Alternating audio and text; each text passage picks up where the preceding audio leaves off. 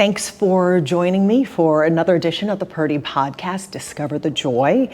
We have an important discussion to talk about with Barbara Walker about domestic violence and surviving it and then thriving after it. I'm proud of you for telling your story, and I want everyone to hear what you've been through, but also you have warning signs. Yes. Especially for people who are thinking about getting married or people who have started dating someone, which is very important. And then you are trying to make changes in the laws to help domestic violence survivors. So first of all, we're at about 2 years since your incident happened. I know you were married for about 10 years, a decade, and I know you separated. Yes. You were living separately. Right. You have 4 children. Yes, we had 4 young children at that time. And so tell me about that night when you almost died. We had separated. He was working and living in Miami. I lived in Jacksonville. He would come up the alternate weekends to spend time with his kids.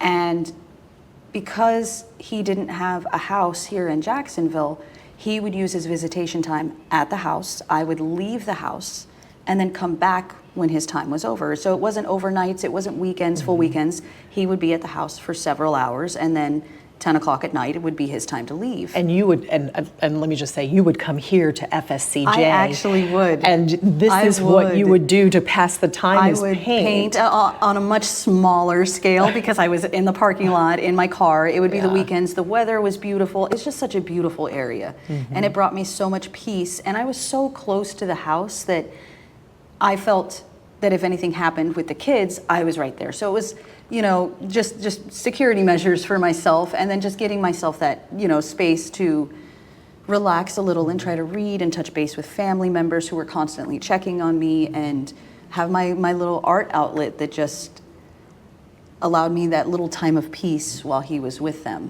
And I'm so sorry I interrupted, but I wanted to explain all this. That's perfect. At any time, interrupt. Please that's finish, okay. because that was a really gruesome night. Yeah, it really was. And that night I came back to the house just before 10 o'clock, went to the back door, which we kept the laundry room's, you know, door closed, so it was separate from the rest of the house, went to the back door to let our dog out. And I was sitting on the back steps, just, you know, waiting to hear, you know, him say, okay, I'm leaving. And I heard him say it. Okay, guys, come give Daddy a hug and a kiss. I'm leaving. I love you. Which, you know, was very normal.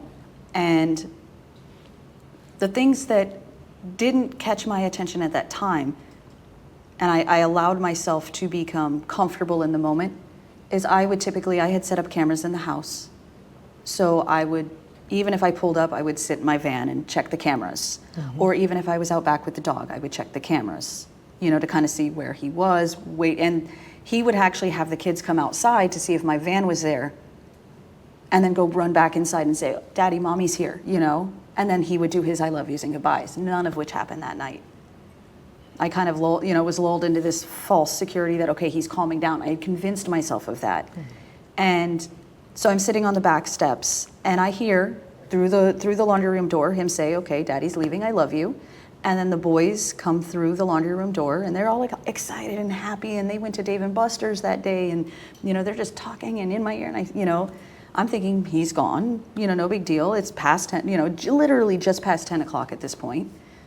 So I stand up and turn around to go into the house. I'm like, come on, let's go inside, you know, and I turn around, and he is right there in the laundry room, right at the washing machine, less than six feet from me. I hadn't even looked up. I literally ran into him.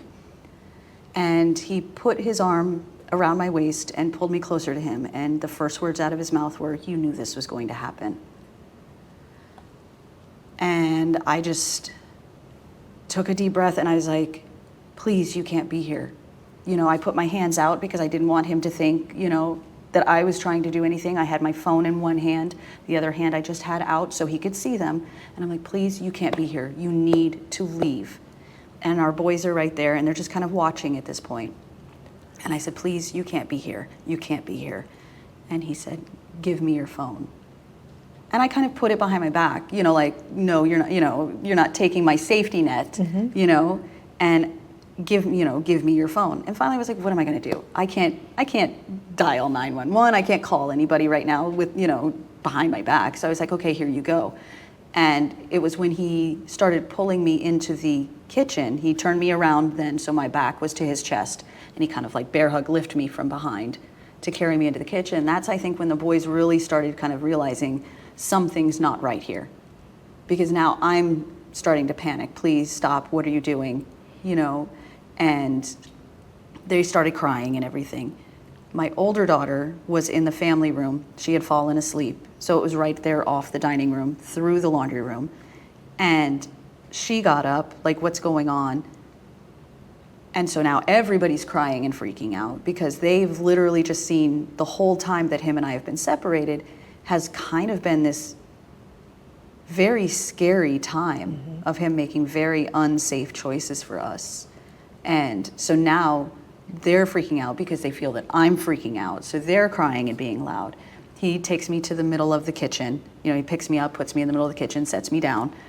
I was scared enough. I had had an accident and wet myself. And he's like, you wet me. I'm like, I'm so sorry. I'm so scared. I don't know what's going to happen, And he's like, he tells the kids, he goes, go sit on the bench behind the sofa, which is right off of the kitchen, in our living room. It's kind of an open floor plan. And he comes to me and he grabs my arm and he pushes me against the counter about 4 or 5 feet away from them. And it's just, who are you? Or who are you with? Where were you? What were you doing?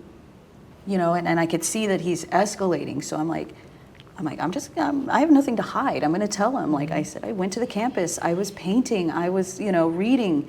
I went to River City. I went to Old Navy. I told him like exact, thinking if I just, tell him, he'll start to calm down and, he'll have his answers. And it's, no, who is he? You have to be with somebody. There has to be somebody else. I'm like, there is nobody else. No, there has to be. And finally I looked at him. I'm like, I can't. I just couldn't do it with you anymore. That doesn't mean there's anybody else. Like I told him because it was like, you're not listening. I'm telling you repeatedly, there is no one else. There hasn't been anyone else and you're pushing this. And at that point he reaches behind him and starts to pull something out of his pocket and kind of drops it, like goes to pull it out, loses his grip, grabs it and lifts up, and it's a knife. And he had actually cut himself when he went to grab the knife. So he has a little cut on his hand. And now he's, look what you made me do.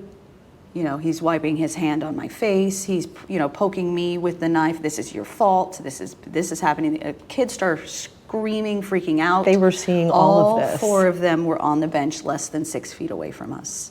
Did he not notice they were there? Did he? I don't think he cared. I think for him, our whole relationship was about control, was about him having control, his word, his way. And when I finally made the decision to separate from him, he lost that control. And in losing that control, he was desperate to try to find any way that he could to get that control back. So then what happened? He went around to the other side of the kitchen by the sink to get paper towels to clean his hand. And my son, who was 8 years old at the time, happened to be, I don't know how he got there because I was watching Austin, and I look over at them and he is standing right by the front door. And the front door is open, but the glass storm door is what's closed. Your son or my son? Okay. Austin is still by the sink to get the paper towels to clean his hand. And I just make eye contact with my son and I said, run.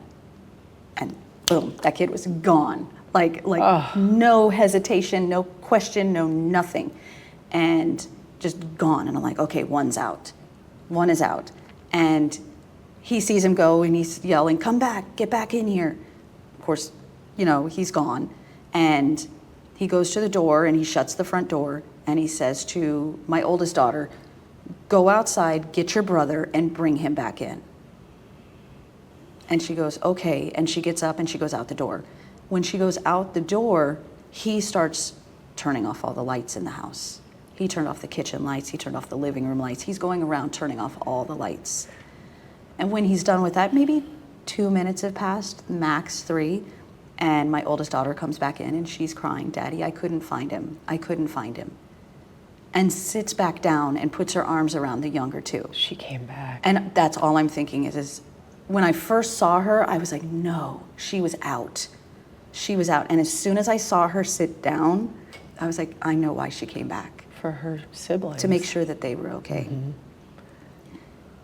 After that, so now we're in a dark house. You know, he comes back over to me. It's the accusations again. It's still happening. And this is all happening in a very, it felt like a long time, but it's all happening. I mean, maybe this whole time from the time he caught me in the laundry room to now, max like 15 minutes.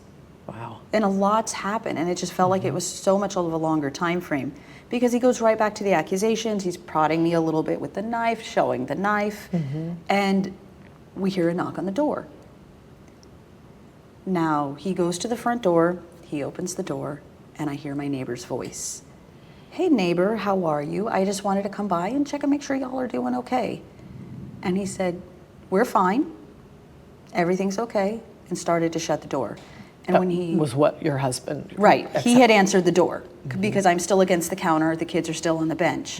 And he didn't open the door far enough because if he had, that bench has a direct sight to the front door. She would have seen the kids sitting on the bench. So he only opened it enough to show himself, you know, and he had his hands on the door, you know, like holding it open. Yeah. And when she said, you know, she checked and his answer was, "No, we're fine, we're okay," I just took a deep breath and I started yelling, "No, I'm not okay. Help me, as loud as I could, and started running in the opposite direction. I didn't have an exact plan. Like, I didn't say, I'm going to go through the back door. I'm going to go through the family room door. You know, just was going as far away from him as I could. And as soon as I hit the dining room, which is right next to the kitchen, he must have pulled out one of the dining room chairs in the walkway, because I hit the dining room chair and went straight to my knees. In that same time frame, he slams the door shut, tells the kids, "Go to your bedroom," and is on me. He's right behind me. And he grabbed the top of my head, and that's when he cut my throat. Came right behind me and cut my throat. And that's when it started. That's when the actual cutting started. So when he did that, you know, you always see in movies, you're like, oh, their throat's cut, they're going to be choking on blood. And I'm like, I don't taste blood. Okay, maybe it's not as bad as I think. You know, I'm having these little like internal monologues with myself. And I can see the marks. I actually thought it was just one cut. It's actually two, where the knife came down. So I have one here, and then where it came across fully here. So I put my hands on my throat and kind of like moved my hands a little bit just to get whatever blood was there, just to make it look worse than it was, because at that moment I'm like, if he doesn't think it's as bad as it is, he's going to come after me again. And I immediately laid down on the floor next to my dining room table, between my dining room table and my island, in kind of a semi-fetal position with my hands over my throat, thinking, okay, he'll have a moment. Like, let's just make this, you know, this is it. Let's just, you know, go from here. And it kind of started a cycle. It started with him. He came, he stood over me. It was, again, the accusations of, who are you with? You did this to us. You know, this is your fault. And he would stab me or cut me or both. And it was just a, you know, kind of like a 1, 2, 3 thing. And then he would stand up. He'd start to go around the island. He'd stop at the kitchen sink, which had a window above it that faced the front of the house. So he would look out that window. Then he would go around the island to the bench by the sofa that was by the front door, sit on that, you know, and then just come back to me. And it was a cycle. It was a cycle that happened 5 or 6 times, where, again, it was just accusations and questions and, you know, things like that. It was never a coherent moment for him. I'm watching him the whole time doing this, and it was just the same things over and over. So after 5 or 6 times, he stopped in front of the sink and he got his phone and he called his father. And I know this because he put it on speaker. He called his father, who he had not talked to in several weeks, because he felt like his father was not on his side with everything. And his father answered, and he said, "Dad, I need you to come get the kids. I've killed Barbara." He said that and you were not dead. You No, heard him say that. Word for word. Yes, I was not dead. Holy cow. And you just hear like the panic in his father's voice. "Oh my God, what have you done?" And he was like, "You knew this was going to happen. Like, I just need you to come and I need you to get the kids." And he says, I'm on my way, and disconnected. And he went back to the bench and then came back to me. And then, you know, so the cycle started again. And at this point, every time he's like going to the bench, I'm looking up at the kitchen window, you know, from the ground going, why am I not seeing any lights? Like, okay, he's called his dad, the neighbor has checked. Yeah, why am I not seeing any red or blue lights? What's going on? Like, I feel like an eternity has just like passed, you know, and I'm focusing on just staying calm and paying attention and like making those efforts to like stay conscious. I never had a moment where I felt like I was fading. I felt like I needed to go to sleep. I never had that moment. But it was just keeping myself calm and relaxed so that I could focus on breathing, so I could focus on, you know, what was going on around me. And after about the 3rd time coming around again, he was sitting on the bench and he called his dad again. "Where are you?" Again on speaker. And then he comes over to me and he puts the phone to my face. And I'm trying to say something. I think I'm saying something. And I guess I wasn't responding in a way that he wanted. And he stabbed me again. And I said into the phone, I said, "I don't want to die." Well, I find out later, I didn't actually say anything. I thought I had, but I didn't say anything. All there was like a moaning like sound that came out of me. And he immediately, and it breaks my heart every time I hear this because of how he said it. He goes, "Which one of the kids was that?" He thought I was dead, and he thought that he was starting on the kids. So the heartbreak in his voice, and he goes, "No, that was Barbara." And he's like, "She's alive?"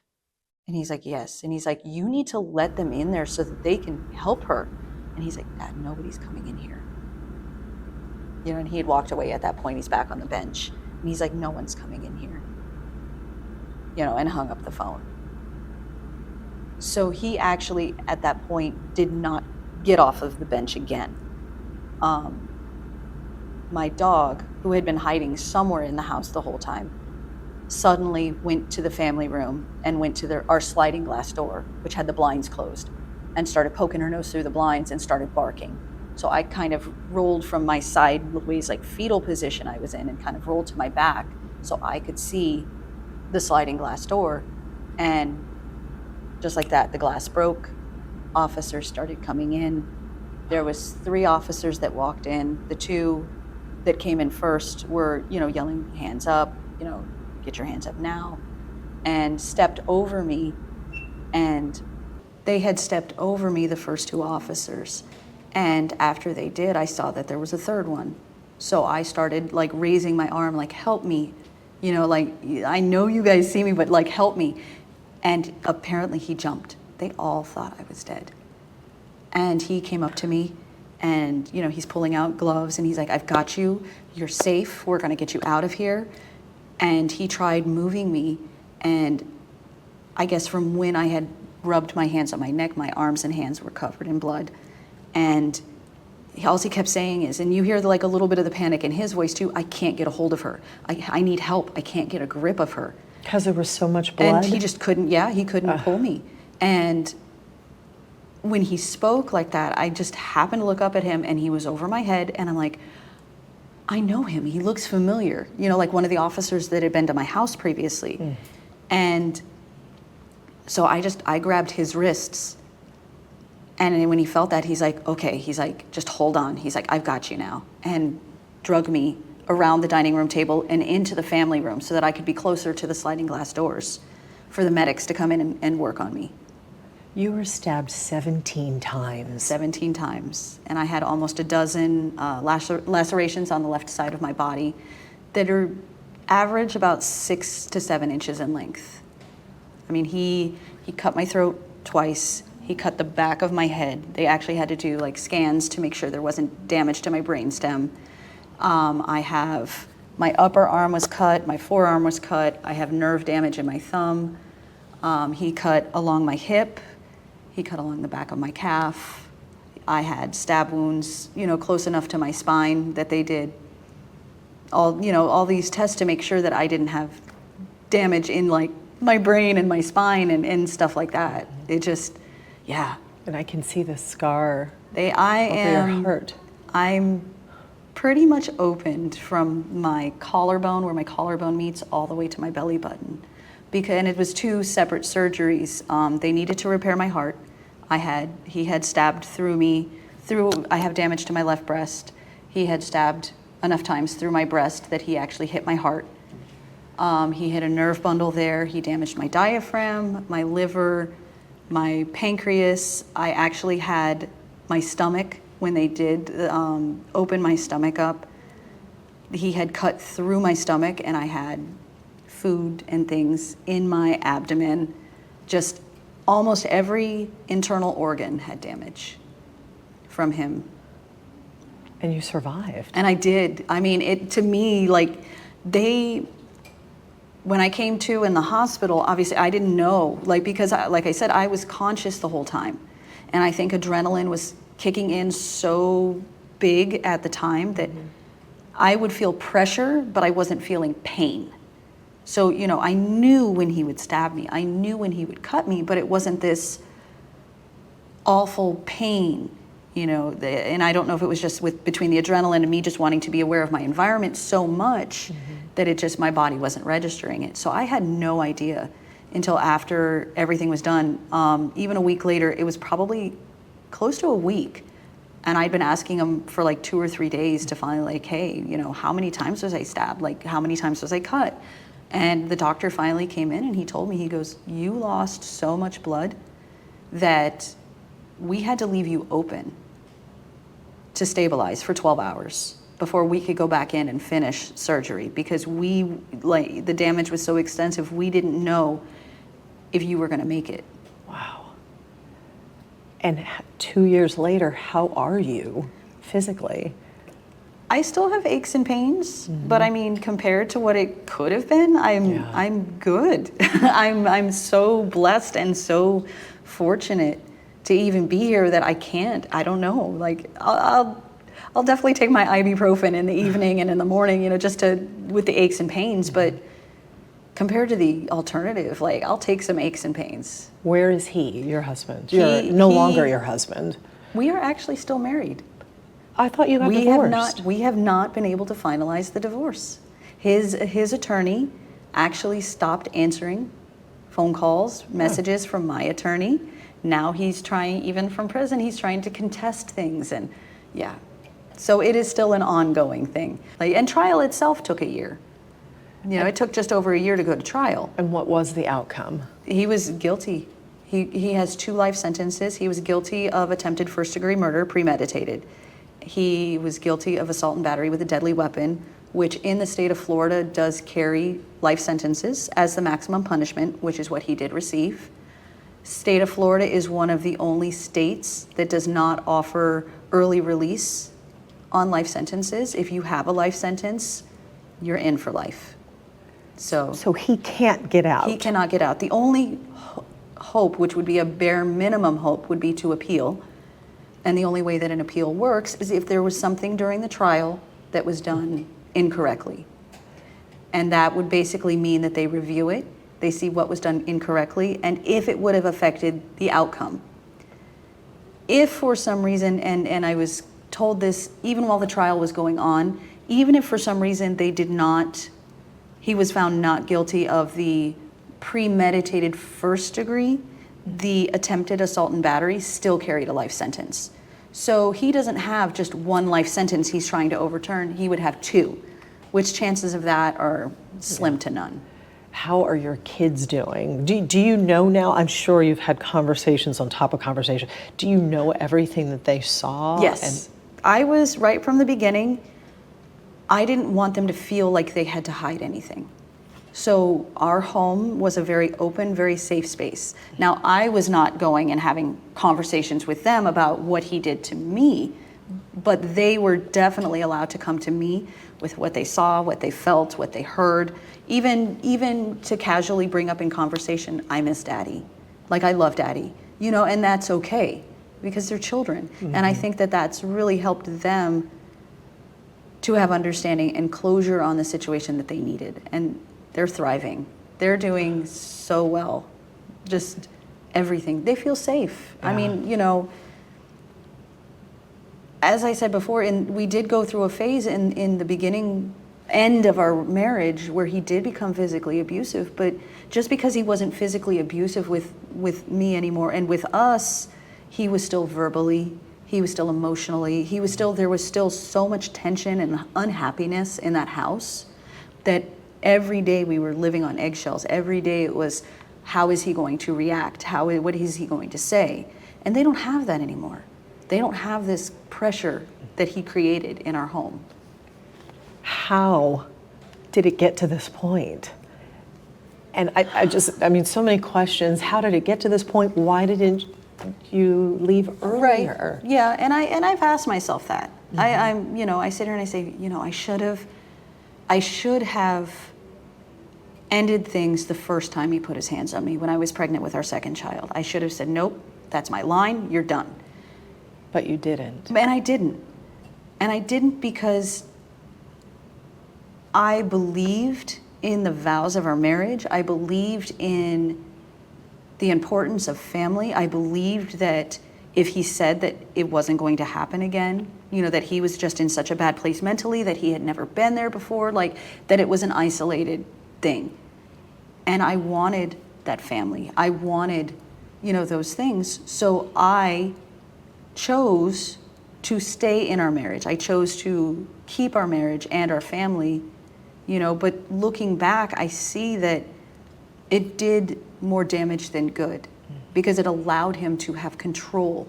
It put him in a position that he had control of us on a day-to-day, you know, little things. And it never starts out with the, you know, you're going to do this or you're going to say this or you're going to be here. It's never in your face, you know, because then you're like, oh, whoa, I'm out of here. You know, you start seeing those things when you're dating and you're like, no, that's not going to work. But it's subtle. It's, oh, I tried calling you and you didn't answer your phone and I text you. You had me worried. You need to keep your phone on you. You know, was one of the ones that he did. Mm-hmm. A big one that kind of stuck out because I never used to have my phone on me all the time. I'm like, it was inside charging. We were playing in the backyard in the pool. Like, oh no, you had me so worried about you. I need you to keep your phone. And he would start riding on me. And it took a while for him, you know, almost to kind of train me to always have my phone on me. Before, this wasn't the only time. You said all of the decisions that were made by your husband. Right. So, you know, like you mentioned, moving in together, was that your idea? He worded it because he would spend a couple nights a week or he would spend, you know, a weekend. And then he said, you know, maybe it would just be better if I went ahead and moved in because then I could help with some bills. I'm here, you know, quite a few nights anyways. You know, he made such a good argument for it that it's like, well, yeah, okay, that makes sense, you know? Okay. I thought it was interesting. You had told me before about how you got married. Like it wasn't a planning where, you know, many people take a year to plan and find the right place. And he proposed to me on July 4th of 2011.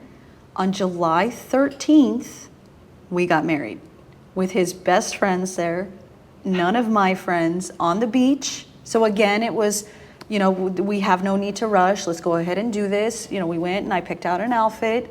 And, you know, I was cool with his friends. So how did that happen? Were none of your friends were there? And no, it was just, we got engaged. And the next thing he's like, well, we can just go ahead and go get the, you know, go down to the courthouse. We've got the morning off. Let's just go ahead and do it. You know, it was like, oh, okay, you know, why rush, or why not rush? It's no big deal. Everything was presented like it's no big deal, and in hindsight, it's kind of one of those like, yeah, because if we had waited, it would have been a big deal. It would have been having my family there, having my friends there, having his family there. His family wasn't even there, so it just, everything was rushed, and it was kind of moved and manipulated, by him.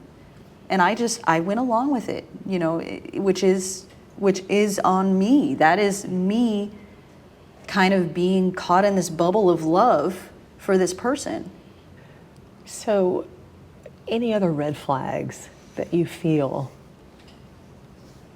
people should be aware of, when dating?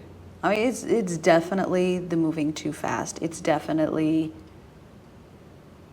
the suggestions of not talking to friends. It's the suggestions of, let's keep this personal, let's keep this between us, the kind of isolating things that you might be like, oh, this kind of is a thing, that couples shouldn't really share and stuff like that. The whole thing is kind of to get you to depend on them emotionally, and by isolating you from your family and friends, they do that. So it's only them. So that their bad behaviors, when they do start to come out, the only thing your family and friends have seen is this nice guy that you've said from the beginning, I love him, I want to be with him, it's great, he's been love bombing you and giving you gifts and progressing and everything you ever wanted. So now you're coming, if you do ever go to anybody, you're like, yeah, things aren't really that good. And they're like, well, this is all we see is this guy, this nice guy. So it's always kind of don't ever allow yourself to be isolated. Keep your family, keep your friends, and it should never be a problem. A healthy relationship, you should have friends. You should have contact with family if that's your choice. It shouldn't be somebody else manipulating you into not having those things. You also tried to get help. You tried to get help from police. Absolutely. And I ended up filing for an injunction, a protection order, and it was granted. And every time he would violate that order, I would have to call the police or go downtown to the courthouse to file the violation, and the police would come and do a report. I filed 6 violations in 6 weeks. It's like 1 or 2 violations a week, with maybe like that last week, that it was quiet. And the secretary for the state attorney's office would call with each filing and say, I don't really know if this is going to pass through for him to go before the judge. I don't know if it's serious enough. And all I'm thinking to myself, then why? Why are these things part of the injunction if they aren't being enforced? Like how bad does it have to get? So the police were definitely being called to my house like several times to file these reports. I called once or twice to have them review my injunction just to see things. That's, a big problem too, is with the injunctions. It's nothing that's electronic. It's all a piece of paper. And every time you involve the police with the injunction, they have to read it and they have their own interpretation of what the injunction means. So Officer Bob could read it one way and say, no, he's not allowed to do this. Officer Sam could come along, read the exact same injunction and say, well, I don't really see that as a violation. So you're trying to change that. Yes. What are your efforts? What have you been doing? I'm really starting out. I'm really starting out with just getting my voice out there, letting people know how initially the system had let me down, how, you constantly hear people are like, oh, it's just it's a restraining order. It's just a piece of paper. What is it going to do? And it's the truth. It is just a piece of paper. There is no real consequence. And I know a lot of our system is desensitized because of people taking advantage of it, but that doesn't excuse the real need that there is for protection. So this is something I'm going to start working on, is to go ahead and see what it takes to get a database going of injunctions, a database that judges, lawyers, like state attorney's office, and police have full access to. That if they get called to a domestic situation, they can type in the person's name, both parties, And they can see how many injunctions and what years and, you know, that person has attached to their name, whether they were the injunction was put on them or whether they filed for the injunction. And you're also working on trying to get laws changed to better protect domestic violence survivors. Right, and I think there's a lack of sensitivity training with how judges deal with victims, with how police officers deal with victims.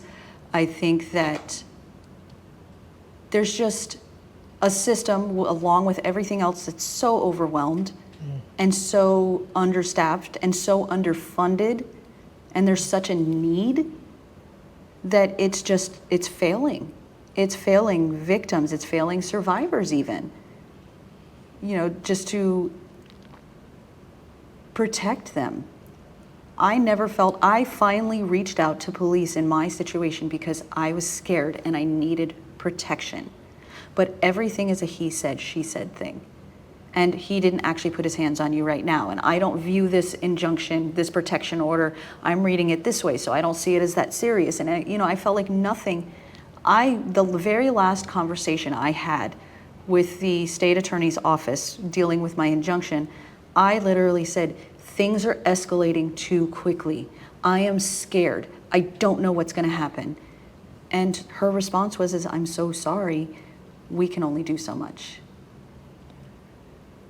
So, there's quite I feel like I end up in a rabbit hole, that I look at one thing and then I bounce to another thing and I bounce to another thing because I just see a system that isn't supporting the victims properly anymore. There needs to be a change. That at one point, maybe when it was established, it worked, but it's no longer working. But you are making your voice heard. You were just recognized and received an award. Tell me about that. I did. It was the Courageous Victim Award. And that was given by the state attorney's office. By the state attorney's office for the city of Jacksonville. And I'm still kind of in awe of it. Like, it just... I know you don't think it's a big deal, well, and that you don't deserve it. And it's not that I don't think it's a big deal, but my first thought is I've only just started. My journey has only just begun, and you're, as a city, as the state attorney's office, you're openly recognizing just this little bit of effort. It's kind of like, oh, I've got a long ways to go, kind of like wait and see. But for so many people who go through similar situations, they don't talk about it. They don't share their story. And yours, we were talking earlier, is an extreme. I think there's so many different people that can look at my situation and say, that sounds familiar. Yeah. Oh man. And while my situation is very extreme, if I had been more aware, if I had been more educated, if I took it seriously, because you see commercials, you see things that say, don't be a victim. If you're being abused, call the domestic violence hotline. But you never really think it's going to be you, and you've met someone and you love them and okay, you justify, you make excuses. And having those blinders off makes such a difference. And people now, boys, girls, women, men, everybody needs to have these blinders off to people's bad behaviors. They need to know that it's not okay, and they need to know when to walk away. So if there's some part, whether it's in the very beginning, whether it's in staying in the long-term marriage where it's not healthy for you and the kids, and seeing that, to not letting it get to the point where it did with mine. If people can take little bits of each part of my story and can relate to it in any aspect and say, I'm out, I'm done, there's no way, I can't take the chance with my kids, with my life, with anybody that it could turn out that way. That's what I want. And you were able to find just a little glimmer of calm in your paintings. I discovered I love painting. I had taken a class at the Art Loft on the west side of Jacksonville in 2021, fall of 2021, almost a year after we had moved up here, and I fell in love with it. I absolutely fell in love with painting, and I fell in love with painting flowers. Just they're beautiful and they're peaceful, and I found my like little niche. I love it. And this is what you would do. You would come here to I would paint the these. FSCJ North Campus, and you would sit in the parking lot And paint, obviously on a much smaller scale. Yeah. Because trying to have this, you know. And these are gorgeous. Thank you. And there's one in particular that you brought. This was actually the very first painting I did in the class. And when everything had kind of been happening with us when we first started separating, one of the accusations, like he came with this, oh, you just want to get rid of me so you can, you know, make money as an artist and sell your art, and, you know, just these manipulative, accusatory things. And he had actually taken all of my paintings, and I thought he had just destroyed them. He went through the house when we first separated and just like destroyed a lot of very sentimental things to me, very personal attacks on me. And one of the things he had done was taken the paintings, and I couldn't find them. You know, I looked everywhere in the house, and then one day they were just there in the back of a closet, and I saw none of the paintings were damaged except for this very first one that had a cut mark on it. And I thought to myself, I said, okay, I can kind of like sand that down a little bit and, you know, seal it and repaint this a little spot. And I actually decided not to. I decided that it's cut, it was damaged, but it's still beautiful.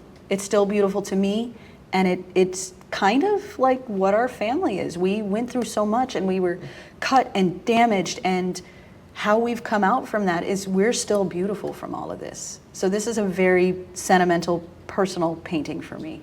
It's a reminder of your kids' strength. Yes. So has your artwork taken off? Are you going to sell it? Are you going to turn this into a business? I would love to eventually. My plate right now is so full. Yeah. So I hadn't told you this ahead of time actually, but I actually just started back to school. Like studying? Right here at FSCJ. Really? I signed up for their criminal justice program. I'm very serious about trying to make change. So we just started yesterday. I'm starting in the summer semester. I'm so happy for you. Congratulations. Thank you. So my plan is I want to do my associate in science in criminal justice.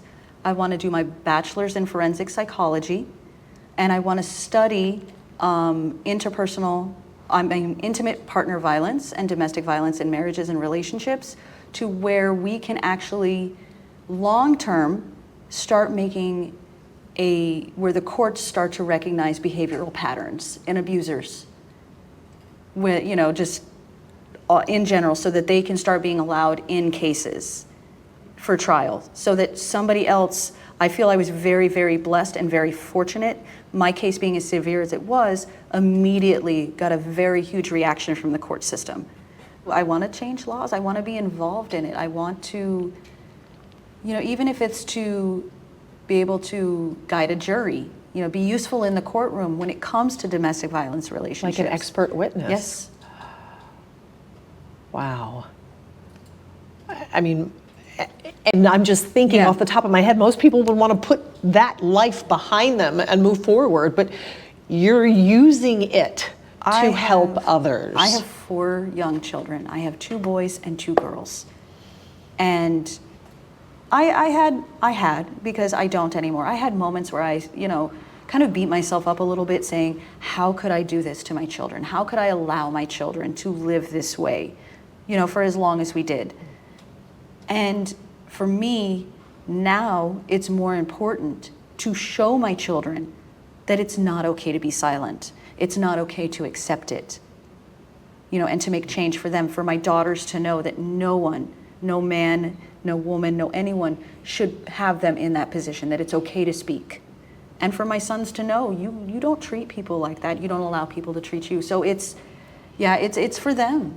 It's for them. Because I hope, you know, at the end of the day, I'm sorry to cut you off. At the end of the day, I hope that if my children are ever in a position, obviously I would never want anything as extreme as mine was, but if my children are in a position where they're in an abusive relationship, that they have real resources, real known resources, like the police, like the court system. I know the domestic violence hotline is there. I know Hubbard House is there. Most people won't reach out to them, but they might reach out to the police, and I want the system to be able to protect them. That's incredible.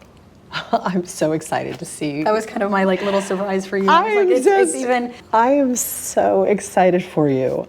It's exciting. Oh my gosh. It's exciting. It's huge.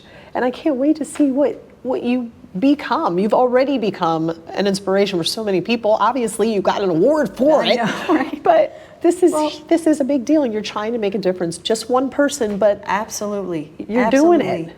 And I want to take it to not just the personal level of just helping one person. I do want changes in laws. I do want changes higher up. And I want that education background behind me so that when I say something, I don't want to just say it as a survivor, which they do take seriously, but I want the education as well to support everything I want.